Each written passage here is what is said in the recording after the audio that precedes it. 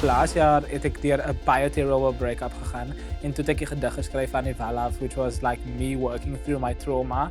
En toe het ek dit vir Angelo gelees, want ek en Angelo is van universiteit af al beste vriende. En ons het vir mekaar gekyk en ons het gegaan, hierdie moet full-length play.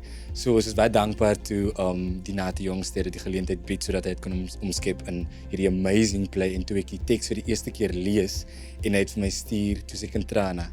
En toe het ek vir mekaar gesê, like, I can't wait to give this character life.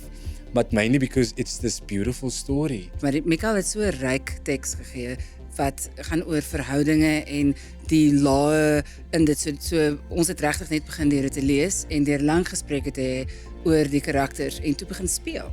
Daar is kwessies soos mental health issues en die homofobia en die queerness in die teks en ook die feit dat daar baie narcissistiese neigings is en baie vorms van abuse. En toe was ek soos, maar dit kan nie net in mense gesigte gegooi word nie.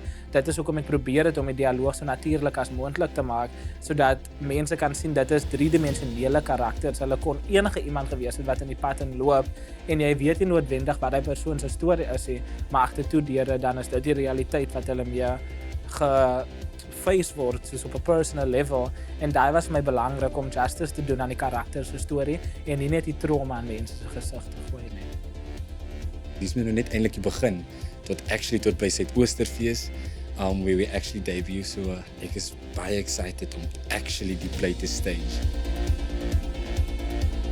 En ek is excited vir die journey verder, want ons kry nou ondersteuning om 'n volledige teks op die verhoog te sit en in vandag se klimaat as 'n opkomende kunstenaar gebeur dit nie baie nie.